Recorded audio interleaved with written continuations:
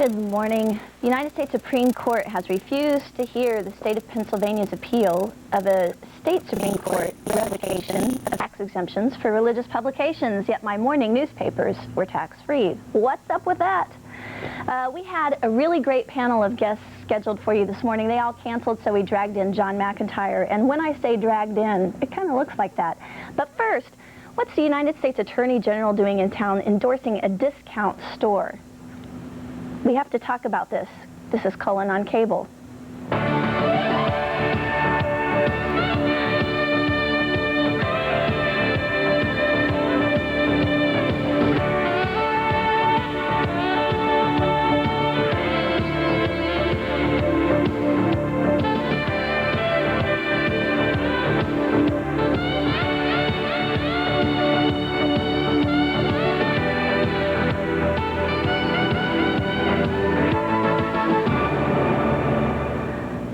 I'm sorry, I feel really giggly and giddy about this morning. The first thing, I'm humiliated, so I have to get that right out there so you can laugh at me, and then we can laugh together. I saw this headline in today's Strip. It says, Attorney General touts Target, and I swear, the first thing I thought was, Target discount store. Because as you know, all the Targets opened in Pittsburgh over the weekend. The big deal. Remember the little doggy everywhere with the Target, the bullseye painted around his eye, and all the big billboards and special clothing with the Target mark all over them. I saw, how shallow is that? I saw this headline and thought, do we allow sitting attorney generals to endorse discount chains? I mean, why not far more? It took me a couple of seconds to realize, okay, all the words are in uppercase, so it must be an acronym for something. And in fact, it's a gun control program, and she was in town to tout Target. And it's not the place you go for really cool kitchen colanders. Operation Target, according to this news article, will focus on locating and tracing unlawfully possessed guns. I'm sorry, I'm still bemused by my own imbecility. Quickly arresting and prosecuting gun law violators and cracking down on criminals who persist in committing violent crimes with guns. Federal statistics show that up to 75% of all guns used in crimes were obtained illegally. In other words, this is another program to encourage us to enforce the laws that are already on the books, hoping that this will make a dent in the illegal use of firearms. They call it Target, Operation Target. And I guess Target doesn't actually stand for anything except it's to evoke in our minds the fact that they're taking aim at people who are taking aim at us, I guess. One thing, just a note to all would-be orators out there, one of the quotes from Janet Reno's speech on this topic yesterday, the quote is, "I have a dream that every teacher will have coursework in how to resolve conflicts."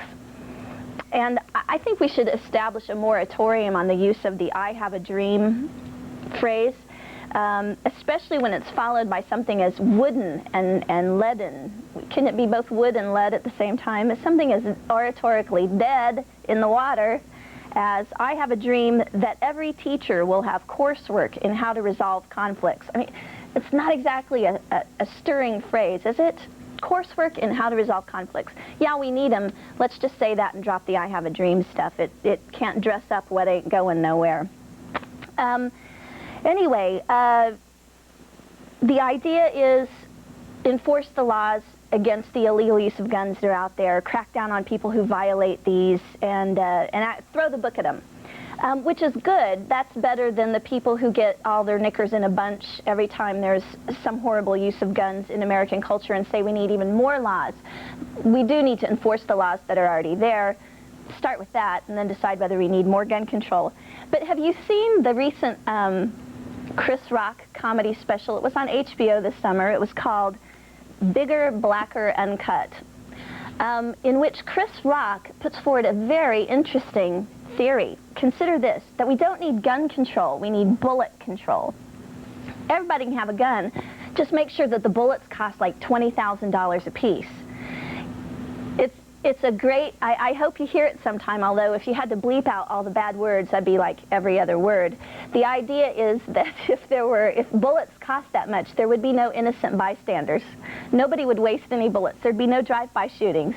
And in fact, you wouldn't even have to wait for an ambulance to show up for some medical treatment, because whoever shot you would walk right up with, you know, tweezers and go, "Excuse me, I need my bullet back." It's pretty gross. It's pretty funny. Andy, you're on PCNC, Cullen Cable. Hi there. Hi there. How you doing? Okay. Listen, I'm a little disturbed about the news media who broadcast guns they're being illegally sold to kids on the street. That's not true. Those guns are probably stolen, or they're probably brought in from the country from illegal means. The normal gun seller, like the federal arms people who sell guns to citizens, those guns are legal. I don't believe they're doing that. I believe that these guns are being required by being stolen out of homes or are being brought into the country illegally.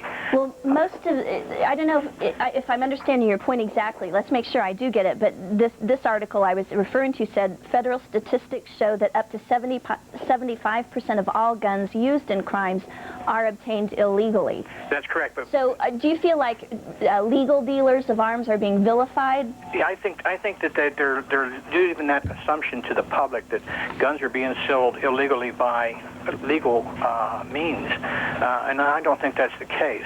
Also, if you take the guns away from honest citizens, then do we rely on the police force of this country to protect us, and they can't do that, then the only people that have guns are the crooks or the bad people and the good people, or as far as the good police officers.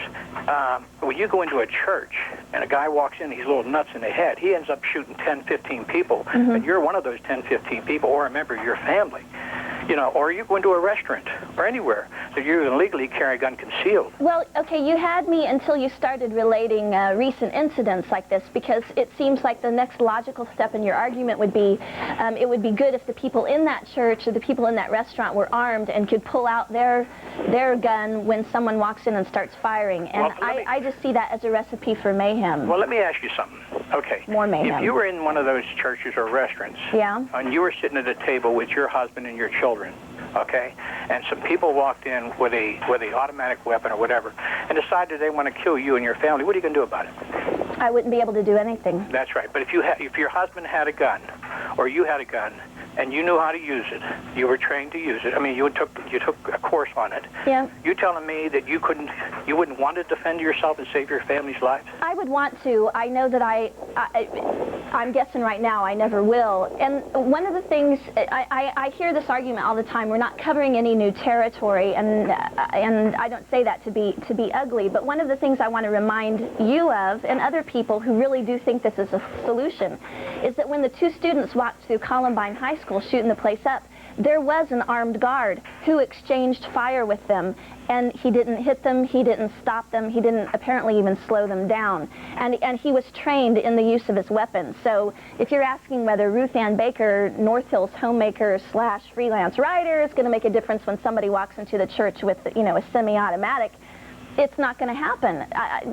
We're dealing totally now in hypotheticals, drawing on real-life incidents, and I don't know, the whole thing makes me feel really, really uncomfortable. I don't know what the answer is. What makes me uncomfortable is if I'm sitting in that restaurant having a nice dinner with my family, and I don't have anything to protect myself from a would-be madman or a would-be crook, and I'm sitting there and I'm a dead man and my family's dead. So, Andy, are you arguing that we need to change Pennsylvania law? I don't even know. I think we need to do is we need to not focus on getting rid of the guns, but we need to enforce the gun control in a different way by saying we're not going to take all the guns away from everybody. Well, I think that's what Operation Target seems to be about. It's talking about cracking down on people who violate the laws that are on the books. It's not right now talking about a real expansion of them. But one thing that you keep talking about, wanting to be armed in a public situation where someone threatens your safety. Would you, I mean, there are states like Texas that, if I'm right, that have laws now on the books where you can get a permit, lots of people can get permits to carry concealed weapons. Do you think that that's a positive step forward toward lessening the violence in our country? I don't know about violence, controlling the violence. What I'm trying to tell you is that I carry a permit. In the state of Pennsylvania, you have a right to bear arms under the Constitution. You can get a permit as long as you're not a felon or have a felon record or any kind of abuse record. What I'm saying is that if I want to carry my revolver, shield, and I have a permit, I have a right to do that. Okay, if the government says, no, I'm going to take all the guns off of everybody, good guys, bad guys, no one's going to have guns or police, then the guns are still going to be acquired illegally, either out of the country or being stolen or somewhere. You're not going to get any argument from me against that, against the part of, you're covering lots and lots of territory, Andy, and we need to kind of narrow it down to one thing. I don't want to take the guns away from the good guys. So, you know, as far as that goes, I'm on your side, but we can't solve the whole issue right now. It kind of makes me wish that the Attorney General had come to town to endorse a discount store, because that's a lot easier than an issue that's huge and insoluble. That's a misunderstanding. You look at that and you say Target, then she's representing a store. That was your assumption that that's what you took. Andy, I'm making a joke. I know you are. It was a huge joke. Leave it a joke, because zealots always ruin it by not having a sense of humor about something that was only a joke. Go. Ah! That's why I wish it were just Target, because then I wouldn't have to get into arguments like that have no solution. We'll just keep dragging it back and forth from one side to the other until the end of time, and human nature will have remained unchanged. We'll be back with John McIntire here in a moment on Cullen on Cable.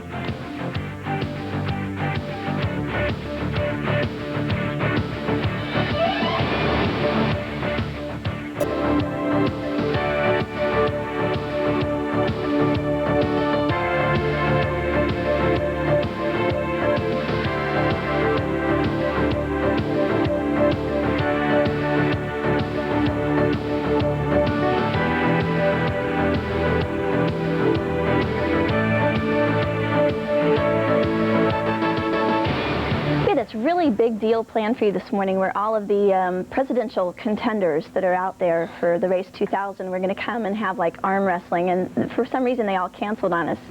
Not really, but we couldn't think of anything else to explain why John McIntire is now, what here. kind of a thing is that to say? I've had you on my show 3 dozen times, always incredibly gracious to you, and this is the thanks I get.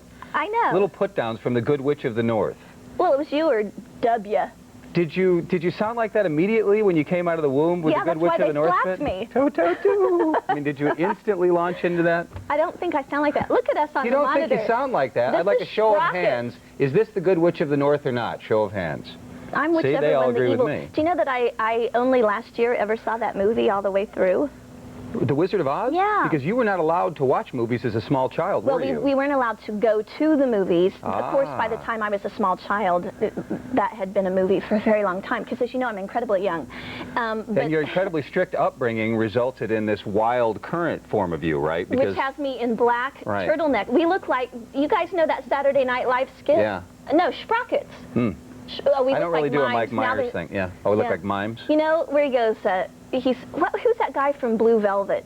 Kyle MacLachlan. Yeah. And he goes, Lieber meine Abschminke. Yeah, there you're doing it. You're doing it, the box. Yeah. I have no miming talent. So, okay, we've exhausted that topic. Why are you here? I'm here because your producer asked me to be here. Something happened with the Cyril Wecht campaign. Yes, it did. Did we tread on some very, very sensitive toes? Well, apparently so, and let me background the humans at home, because I actually have a clip of the Night Talk show, which I host Monday through Friday at 9 o'clock, because I have to get the plug in wherever I can. Yes, please do. And I've never been on a show in my life where I had a clip, so now I feel like a real talk show guest, because I have a clip. You have a clip? We don't have to play it now. We can play it whenever you want, because you're the host. When does the movie open? The movie actually opens in the fall. Okay. Next fall. November. And we're hoping that, yes. No, we're joking. This clip is from your show, and it involves Cyril Wecht and his minions. Last Friday night, on the traditional Friday night free-for-all, I had 2 Republicans and a Democrat. I mean, are you an official Republican, or are you just a conservative? Okay. I'm now registered. Do you mind being labeled as that? I mean, no, because the work that I do, or have done, might no longer do for newspapers, involves taking opinions, taking positions, and they're uniformly pretty conservative. Well, as you know, I've had dozens of Democrats on the show over the last 3 years, and probably because there are more Democratic office holders in these parts than Republicans, I've probably had a lot more Democrats get out of here. than Republicans. Okay. Yet, a campaign operative in the Cyril Wecht campaign felt compelled to complain because I had you on, and who was the other Republican? Kent Gates, who is the from campaign Roddy's shark campaign. from the Jim Roddy campaign. So she demanded... He seemed less like a shark than maybe tuna or something. No, well, he was actually on his best behavior that night. He wasn't so sharky. Except, have you noticed that between the commercial, I mean, during the commercial breaks, when you're on a show like that, I was sitting between people sniping at each other. Right. My man, your man, oh. Right, and we had John Delano, who was the Democrat. Yes. Yeah. So anyway, the serial campaign people, for some reason, thought that that gave them the right to demand X amount of appearances on the Night Talk show between now and the election, and they left an answering machine message on my machine. And on my machine, it says, anything you say we can use on the air, so be aware of that. Yes, so it would be particularly... You warn us every time we call you. So it would be particularly stupid to actually leave a message that might look silly later were it played on TV. Let's hear the message, and then let's talk about how stupid it really was. Okay. Can we... Okay. Are we... We're rolling tape. Yay. Yay. Machine message was left on my answering machine today that kind of surprised me. It was a campaign operative from the Cyril Wecht campaign accusing me of stacking my show with too many Roddy supporters. Take a listen. Hi, John. This is Diana from Dr. Wecht's campaign. Dr. Wecht and I were speaking last night, and we're a little disgruntled about the fact that you've had Kent Gates on as a free-for-all on two separate editions of your show. The first time he only got to speak to the county executive race about 15 minutes. In this most recent Friday, he got to speak to the county executive race about 30 to 40 minutes. Additionally, you had Ruth Ann Baker on with him. Ruth Ann Baker has written many a column against Dr. Wecht. This is, of course, unfair, and we know that you're going to want to make the situation fair. So we have a couple of proposals for you. There are 3 shows between now and the election. So I guess in effort of fairness, then I should appear on 2 of those shows to equal the 2 appearances that Kent Gates had.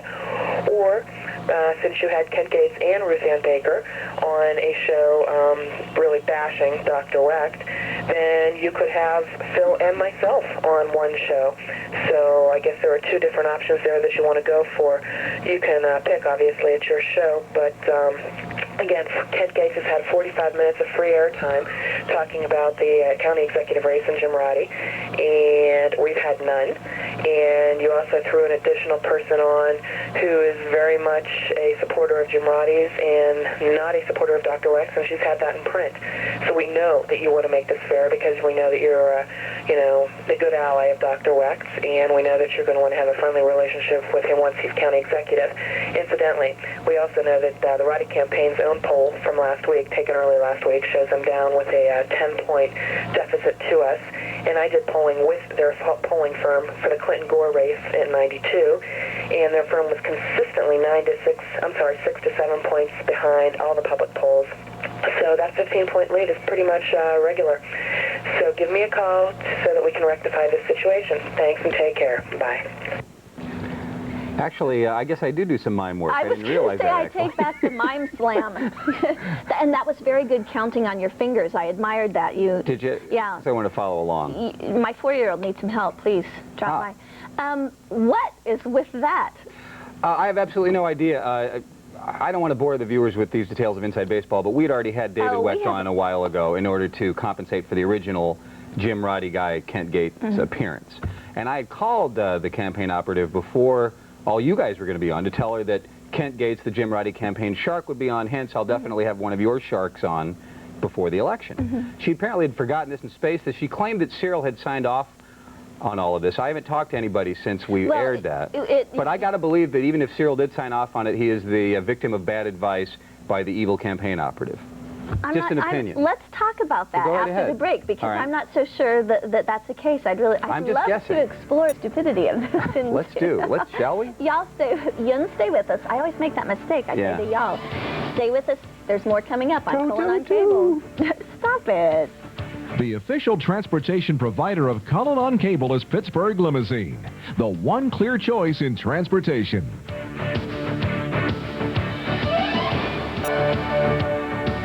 We're back here on Cullen on Cable with John McIntire from our evening show. Night Talk. Nightshade, Evening Shade, whatever. Right.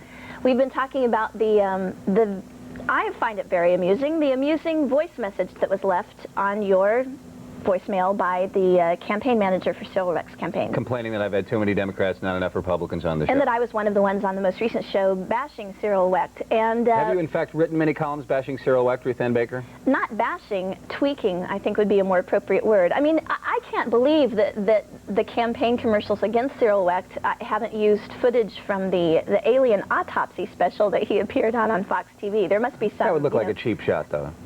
Well, it was because it was a cheap thing to do. Hire yourself out. I don't know, a few extra bucks here and there. I have no problem with that. If somebody would offer to pay me money to do an alien autopsy, I'd do it. UFO ho. I think that's beyond weird. So, UFO ho. Ho. That would be a great name for a band. Stomach Monkeys was David Letterman's contribution. Anyway, okay. The deal is, the message that we just listened to consistently, well, it opened with Diane Wentz saying, I talked with Dr. Wecht about this, and we think we want to, we. And it sounds very much as though this were a joint decision, that this wasn't done without his knowledge. What do you... Well, she did, in a brief conversation afterwards in which I was most perturbed with her, and she was most perturbed with me for that matter, she did communicate to me that Wecht had signed off on all this. Again, I'm assuming he's the victim of bad advice on her part. I'm assuming she led him to believe that I had all these people on in some sort of conspiracy, when in fact that is not true. Now, if it was true that I was stacking the deck against either side, I certainly wouldn't complain about, or about anybody complaining about what I had done. But I haven't talked to Cyril or anybody, his son David, or anybody since all of this. Actually, I have a brief conversation with David. And they know that you did this, you used this Monday night on your show after, because the message was left between the Friday night free-for-all that's in dispute and the Monday night show. That was in the commentary. But what really ticked me off was at the end, the implication that, I'm paraphrasing here, but the quote was something like, we know you want to have good relations with Dr. Wecht when he's elected. Now, yes, I'd like to have Cyril on all the time. I like Cyril. He's a great guest, and I like him as a person, and I still may vote for him. Having said all of that, it had the inkling of intimidation there, did it not? Yes, it did. Just a hint of a threat, like if you know what's good for you, right? Because this guy's going to be your next your new first county executive. Nobody takes kindly to threats. Nobody likes to be intimidated, and there isn't that much at stake. I could continue to do the talk show without the county executive if I had to. I'd rather not. But, since I have far less at stake here, career-wise, than you do, let me be the one to venture into some really dicey territory here by saying that you were probably being more gracious than required to say that maybe Cyril was just the victim of bad advice, because he has... Bill Green was on the show. Let's blame it on Bill. He was on the show a couple of weeks ago pointing out that this might be why some of the Democratic troops are not coming to Cyril's aid the way you might have expected in this race, because he has a history of really burning bridges. Well, he has a reputation for being incredibly thin-skinned. I personally haven't found that to be true, but many people line up to tell you that. So is this an indication of that? And does this mean every time somebody crosses him, or he perceives that they've crossed him, if he's elected, then World War III is going to break out? I don't know. Is this indicative of that? Or is it just a nutty campaign aide off on her own? I'm hoping it's the latter. Or are they members of the school that believes there's no such thing as bad publicity, and they're just thrilled that we're sitting here talking about it for 15 minutes? Which actually could be true. It could be true. That was the other thing. I mean, I've said his name dozens of times per month on the show. You could argue that that's free advertising. I wrote a column tweaking him for something very, very early on in my work at the Trib, where it would have been on like page B7 on a Sunday. Nobody would have seen it. And the paper received a 2-page single-spaced letter in which it was firmly established by Dr. Wecht that not only do I know nothing about journalism, but I have no personal ethics or moral character at all. And I mean, that's the kind of thing that he does when people cross his path, and that was four or 5 years ago. Although you don't actually have any moral character, do you? Well, now that that's factually established. You just still don't like to hear it, though. But think about the effort that went into writing this multi-syllabic, very, very dense letter for a peon. I mean, this is 4 or 5 years ago when why would I merit that? And if he does this to someone as unthreatening as me, and I hear from political consultants that he does this all the time to people who really do matter, it might seem to be a pattern of behavior and not necessarily just bad advice from a campaign aide. Well, I'm told that the hallways of the Post-Gazette are littered with probably letters from Cyril who have he's done the same thing to many people there. Yeah. You know, is that indicative of somebody who's a little too thin-skinned to run an office? I don't know. Actually, does it necessarily mean he's going to be a bad county executive if he's elected just because he thinks the media is snotty? Not necessarily, because everybody thinks the media is snotty. Hey, stay here for another second. There's more coming up on Cullen on Cable. It might not be McIntire, but there's more.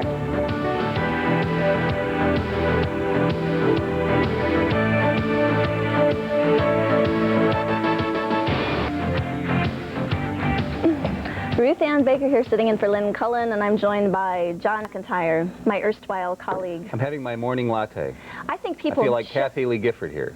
Oh. And I'm not wearing a bra. But do you have an orange tube top under that? No. I can tell, actually. That was last night. You should have done that during the Wecht Roddy show, because that would have been the only thing to inject excitement into this topic.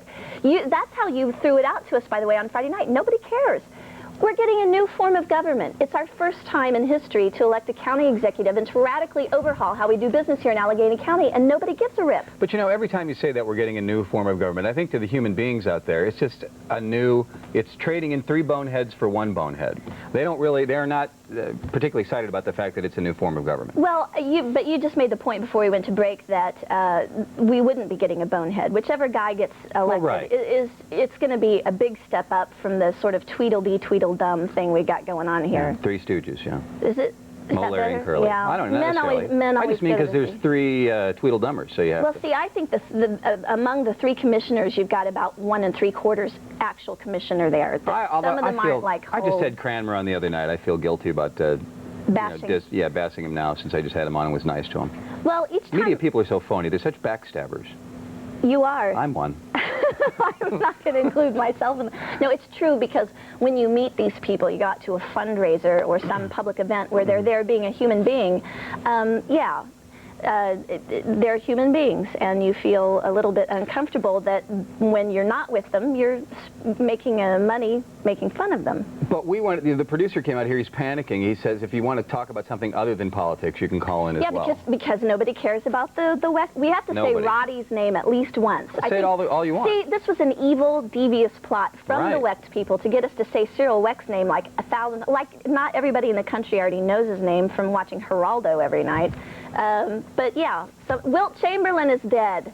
Wilt Chamberlain is dead, and I never believed his claim that he had sex with 20,000 You don't believe women. that? Of course not. We wouldn't have the time, even if you had the stamina and the ability. 1.5 women a day.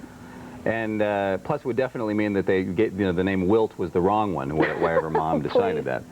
But come on, you just wouldn't have time. Literally wouldn't have time. And I know I shouldn't do that because we should be eulogizing him and saying wonderful things about him. And I remember him as a small child, or when I was a small child, I remember being hypnotized by his incredible basketball feats, and he did a lot for the NBA, and he was a cool guy. I remember nothing. He had a big ego, though, and a big mouth. But. Well, don't a lot of people who reach that level of success, who have like almost a superhuman ability, and let's limit it just to the basketball, don't they have maybe outsized egos?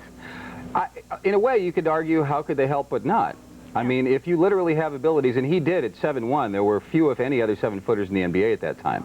So if you are the Jolly Green Giant, and you can pretty much dunk the ball at will, how could you not have an outsized ego? Yes. Of course, you could perhaps realize that it wasn't necessarily due to your athletic ability, but your size. I guess he did have athletic ability as well, so I'm told. Well, from the so-called experts. They say he's incredible. Even after he was like 50 years old, there would be rumors floating regularly that some team or another was trying to draft him back into action, that his physical prowess was such at that point that he would still have helped their team on the court. Of course, you could be promiscuous back then. You didn't have to worry about becoming Magic Johnson, so those were the days. Those were the days. I just like the juxtaposition in the story of, this is the Trib, claiming in an autobiography, this is the end of the sentence, claiming in an autobiography he had made love to 20,000 women. He scored 31,419 points during his career. It went like from one kind of scoring to the other, and I thought, you know that when writers, especially headline writers, are given stuff like that, that they just have to hold themselves back from making a really crass. But you don't care about Wilt Chamberlain, do you? You're not a big sports fan. You're not a big NBA fan. I brought that up why as not? a gift to you. I understand. Well, it's in the news. Well, what else? Absolutely, it's in the news. And they don't care about that either. I don't know. You're the host. Well, I'm just the guest. When I just sit here and await your leadership. When I get you out of this room, we have to talk about the religious tax exemption we can talk thing about that's that. taken. Well, no, because that's serious, and like you. That's all right. Serious. Go okay. ahead. Go ahead. What do you think of that? My newspapers this morning What does it say? were tax-free. Yes. Well, the Supreme Court refused to hear the appeal from the state of Pennsylvania of the revocation of tax-exempt status for religious publications, Bibles, religious gewgaws, that kind of thing. That was taken away by the Pennsylvania Supreme Court, and when our state appealed, the United States Supreme Court has let that stand. So we're faced with a situation of Governor Ridge, who wants to encourage the sales of religious items by making them tax-free. I have no problem if we make them all tax-free. So you're really hopped up about this. No, not at all. Oh, you're not? No, I find this. The hell are we talking about it for then? So that I can actually surprise people. Okay. Because you do expect, well, like you did, you expect people like, just because I have a particularly ardent religious faith, I think that all of religious things should be tax-free. Look at the mess it creates. Why should my newspapers be tax-free, but the Bible's not? Why would any of it be tax-free? Oh, so you support the decision. Or should all of it be tax-free? How about that? And then why would it be tax-free if it's in print, but not if it's in cyberspace? I mean, what a mess. So you're not just a religious nut. Well, I am just a nut. No, but you look at the issues fairly and squarely, and you've decided that everything ought to be taxed to death. Oh, my gosh. Like Do a you good liberal people out there Democrat. hear the condescension? That What? if you are ardently religious in any way, you are by definition, not a clear-thinking, fair-minded person. When those Cornerstone people take over Channel 16, we're all going to be bringing, they're going to leave pods by our beds, and we're all going to be walking around going, Jesus, Jesus! Oh, it's going to hit the fan then. You're a frightening man. Yes. You actually think that's No, I don't think that's true, but I think people fear that. I do. You are right. You are right. Who fears that? I would say that many people in the general populace, and this is an opinion based on no research and no evidence. Well, that's what we expect from you. Exactly, and I gave you that one. Okay. Think that if you're a little bit extra religious, you're a little bit extra dangerous because you're trying to convince all the rest of us that we need to be that way. Well, and I would argue that... I'm saying they think that. I'm not saying it's necessarily valid or I think it's a very small group of people who think Oh, come on. because we're all afraid of the religious right? Oh, Everybody's afraid. No, I think the irreligious left has vilified and almost created the religious right. The history of the last 30 years. So when Pat Robertson says God is going to get back at homosexuals in Florida by creating fires and tornadoes. Okay, just between that's you and insane. Me. Yeah, I think that's really, really nutty. But I'm not Pat Robertson. I'm just the female. Kathy Lee. I'm the female sprocket. More's coming up on Cullen on cable, so stay tuned.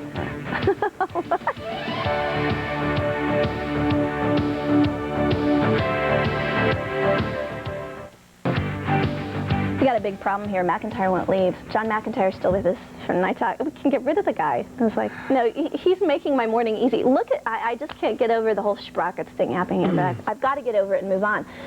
Or we could be an advertisement for Target because we look very cutting edge and modernistic, don't you think? And that's their whole deal. No, we look like two middle-aged chumps on a talk show. Okay, that's what we are. Well, you're not that old. I am. You know what? What's up with your career? You were a columnist for the Tribune Review, and I don't see your column in the Tribune Review anymore. What the hell's up with that? Don't go there, girlfriend. No? Now, I don't know what to say about that. Right. You don't have to talk about it. I'm on strike. Are you on strike, and really? And it may turn permanent. Yeah? I don't know. Dickie Cougar Melonscape isn't coming up with a big-time offer to rescue his fledgling newspaper from certain destruction if you're not one of the main columnists? That's right. How could it survive without me? I don't know. I haven't read it since you haven't been on. I have not read the damn paper. You lie through your teeth. No, I haven't. You're lying. I mean, I glance at it just to make sure I'm not missing anything. Well, see, now you ought to be embarrassed by that, and I know your tongue is in your cheek right now, but no matter what my problems are with my paper, the paper I still identify myself with, everybody ought to be reading both papers every day. Every city should be lucky enough to have two papers. True. That'll mix it up. Although nobody has time to read two papers a day, except people who have to do it for a living like you and me. Well, and you do it for a living, remember? Right. And so you shouldn't be sitting here telling me that All you right. only glance I read at the paper. I'm just trying to support you in your little strike against Richard Cougar Melonscape. Oh, I'm sure this is going to help. I'm sure he's at home going, okay, well, she'll never write again. I mean, you can't do that. So you've done radio and you've done newspapers and you've done this and you dabble everywhere, but you can't seem to just land in a permanent place I and get the respect and money you deserve. No, You're the only Good Witch of the North franchisee in the city. I do not sound like the Good Witch of the North. You sound precisely like the Good Witch of the North. Well, I'm sorry, I'm a soprano. That's a great show. Yes. My mind is really wigging out this morning. Yeah, I understand. No, I've turned down full-time offers because I've got 3 little kids. I understand that. And you know how, well, moms make those choices. And you're married to Channel 4 anchorman Scott Baker. Blow-dried anchor boy. Is he blow-dried anchor boy? Well, you know, they all have hair. All of them do. They have that. And he's going to be around for another, like, few months or something. I think I read in the paper. Yeah, he extended his contract at WTAE. Right. So, and his people are from here. Are they? Pittsburgh. But they're not religious weirdos like your side of the family. We are all religious weirdos. Oh, really? And you know, you really got to get over... Now listen to that. If that wasn't the Good Witch of the North, I don't know what is. You've got to get over this bias you have in your heart against people of religious persuasion, of religious fervor. Well, I don't think they should be discriminated against. I just think you got to watch them. You got to watch them every minute. You just never know. Well, see, I feel that way about people like you who wish the 60s were still going on. It's like free love, baby. Exactly. You're the 60s Austin were Powers cool. of Pittsburgh. Yeah, baby, yeah. Oh, behave. Yeah. I think that there are a few which people. proves that all disputes in the United States of America are really just about the culture war of the 60s. I wondered if you were going to use, the culture war of the 60s. Yes. I wondered if you were going to use the term culture war. But I was, just because who coined that? Not Pat Robertson, but Pat Buchanan. Did he not say there's a culture war going on in the country a couple of conventions ago? I don't know if he coined it. He's the one who made it popularized part of it anyway, yeah. And turned a lot of people away by almost proclaiming a jihad. I don't think... Jihad! What I perceive from you, how I'm hearing you, let's do it like therapy. What I'm hearing from you is because you've had a lot of therapy, haven't you, Ruth? Can you tell? Just a hunch. What I'm hearing from you is that you would like to paint...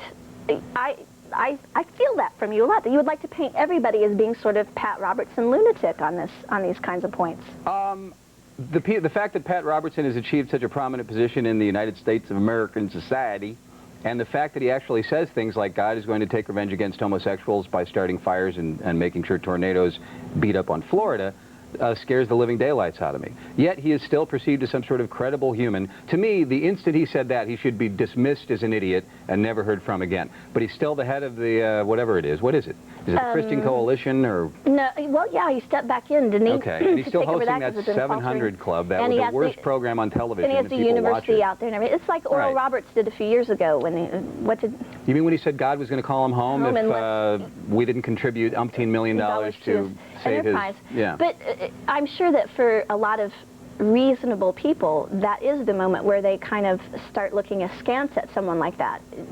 But I hear, you just seem to want to think that all religious people get to be identified with the lunatic fringe. And the truth is... Well, I don't believe you're insane. Jerry Boyer, he's kind of a religious nutball, but he seems like a reasonably sane fellow. Well, think about it. That's two. 41% of Americans attend a religious service every week. Right. Every week. Right, but they're not fanatics about it. They show up to show off their kids in their new little outfits or something, you know. But that means a plurality of the American... I mean, think about what that represents. I don't know. I just hear... No, go ahead. I hear those who I'm not against people who attend church at all. Share... I actually believe there's some sort of force in the universe that somehow is good for all of us and yada, yada, yada. Why are we talking about I'm not an atheist. I don't know, because you're one of those religious weirdos who can't stop talking about it. That's why. Let's talk about Janet Reno. Okay. Let's talk about... She's a fox. Don't do yes, that. sir. That's why I wish the 60s that were is back. So yeah, bad. baby. Me and Janet, man, in a 57 Chevy. Have you... Whoa. Stop. Yeah. Have you seen Will Ferrell's send-up of her on Saturday Night Yes, I have. Live? It's quite I think that's comedic. vicious. You do? I do. I really feel bad for her. Really? When that... Yeah, for me, that crosses the line. I'm no fan of Janet Reno's. I think she's made a lot of really bad decisions in office. She's been a shill for the Clinton administration. I think she's actually tried to have integrity. I don't necessarily believe that she's that much of a politico that she does whatever Bill wants. She signed off on the independent counsel for crying out loud. Yeah, but she refused independent investigations of far more I know, because the nutball right-wing Republicans are just out to get Bill. They don't necessarily believe that Clinton... It's always... Well, go ahead. It's always the nutso right-wingers, it is. Isn't it? Yeah, it all now you've got it. That. Thank God we had this little chat. Okay. I think that I'm now thinking clearly thanks to John McIntire, and he'll be back for a little bit more mind-washing, brainwashing here. So stay tuned. Who knows what I'll turn out to be on Cullen on Cable.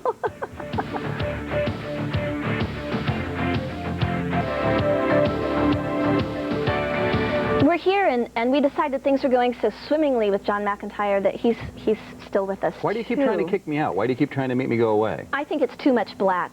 The visual is bothering me, and you're annoying me, so, you know, get the heck out. You know who's on the Night Talk show tonight? Please do an ad for your show. Well, City Controller Tom Flaherty has just finished some audit.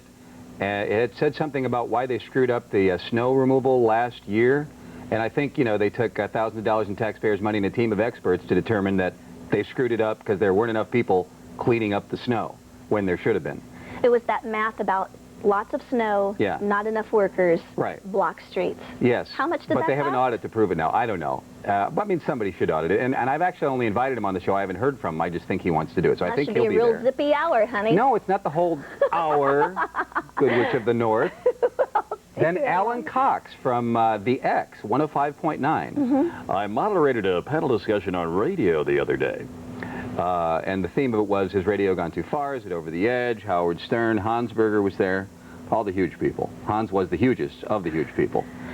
See, and, that's the kind of joke I would not make. No? Yeah. Well, if I thought he would mind, because he could kick my butt, I wouldn't say. I'd pay to see that.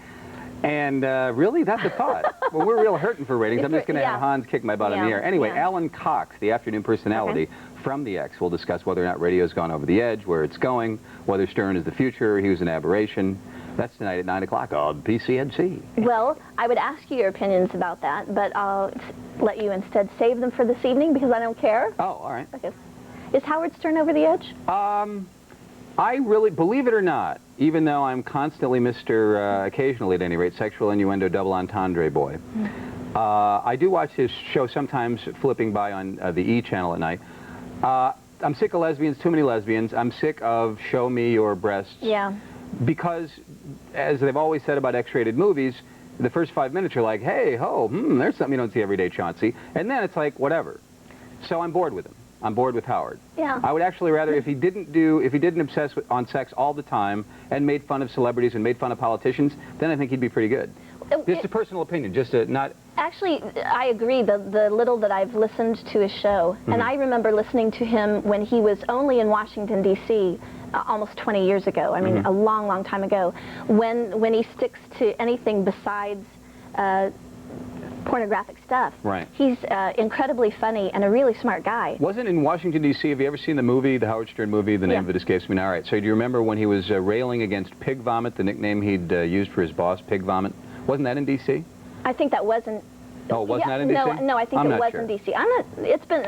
Anyway, so you heard him during the legendary Pig Vomit days when he launched his national career, so that's huge. You were there at the start. Yeah. You and Howard. Me and Howard, we go way back. I just remember tuning him on the very first time, and he was talking about Jesus rubbers. And I listened for a few minutes, and I just found it incomprehensible that this was on the airwaves, and I switched it over. Jesus rubbers? Yeah. What is a Jesus rubber? I have no idea. You sure? I would think you would know exactly. No. I would think you would have been selling them door to door. Is there a caller, Brian? Save me. There's no callers? No. Why would anybody want to call this show at 333 PCNC? Can I can do that. Since I'm the host, I get to totally change the topic now. And this is truly a Monty Python moment, something completely different. Yeah, baby. There's this thing in the Trib today about this, and it's been everywhere, about this pizza shop owner who's, you know, they're building the Home Depot out there in East Liberty, and so he loses this pizza shop that's been there forever. Was a real staple. This isn't through eminent domain, is it? Not necessarily? No. Okay. I'm sorry, I thought that's what you were going to say. He didn't force them to take it through eminent domain. He got money for it or whatever. But now they're wondering, will he be brought back in any way, you know, to be in a new shop and still a part of the neighborhood? And I read stories like that. This has been in the Wall Street Journal too. I mean, this is, you know, so we're talking. So it's not just Dickie Cougar Malinscaphe. Yeah. Alvento. But we did this before with that whole. They're trying to undo their city planning over there, and we're looking at you know, the whole Allegheny Center garbage and trying to redo the north side. Are we just making another huge round of errors that 30 years from now we'll look back at and say, tear those suckers down? even though I think Tom Murphy, the madcap leprechaun, thinks he's exhibiting brilliant leadership by tearing everything down and building up new stuff in its place, and even though I hope that he ends up being right and that it turns out just swell, and they save enough historic facades that it'll all look cool and won't totally destroy the downtown. You look at Allegheny Center, which is where, by the way, Channel 11 put me up for the first couple of weeks I was here. And we have isn't to that go. exciting? We got to go? Yeah, and you didn't even ever finish your sentence. It's a dump. It's a dump. I'm scared. The madcap leprechaun's going to kill us all. We'll be back in a moment to say goodbye here on Cullen on Cable.